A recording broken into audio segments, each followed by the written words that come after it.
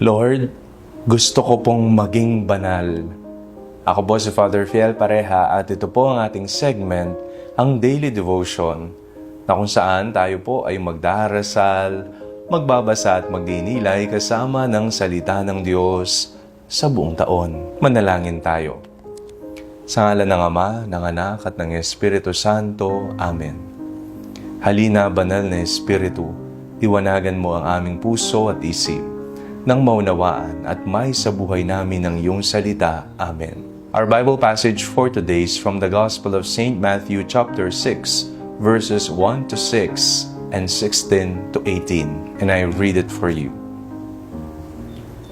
Beware of practicing your piety before others in order to be seen by them, for then you have no reward from your Father in heaven. So whenever you give alms, do not sound a trumpet before you, as the hypocrites do in the synagogues and in the streets, so that they may be praised by others.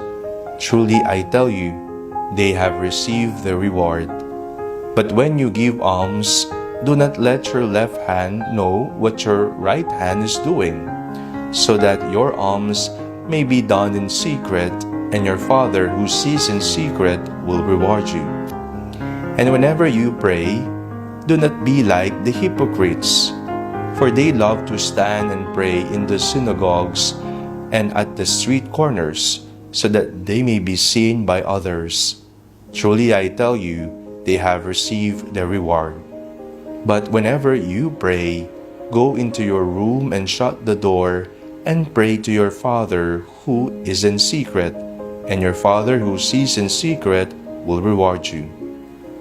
And whenever you fast, do not look dismal like the hypocrites, for they disfigure their faces so as to show others that they are fasting.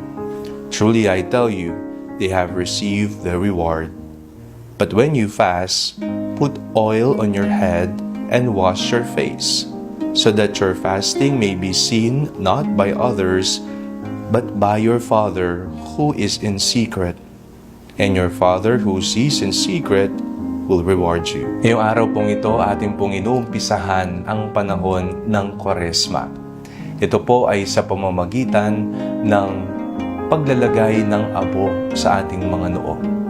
Kung titingnan po natin, isang napakagandang pagkakataon at paalala ang panahon ng Kwaresma sa ating goal sa buhay.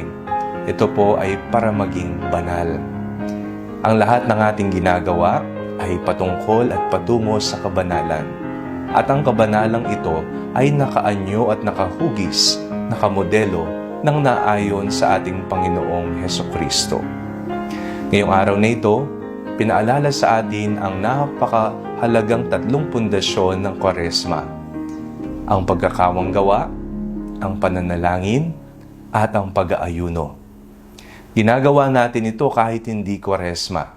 Pero ngayong panahon ng Kwaresma, mas pinatitingkad ang halaga ng tatlong bagay na ito. Papaano ka magdasal? Papaano ka magkawanggawa? Papaano ka mag-ayuno?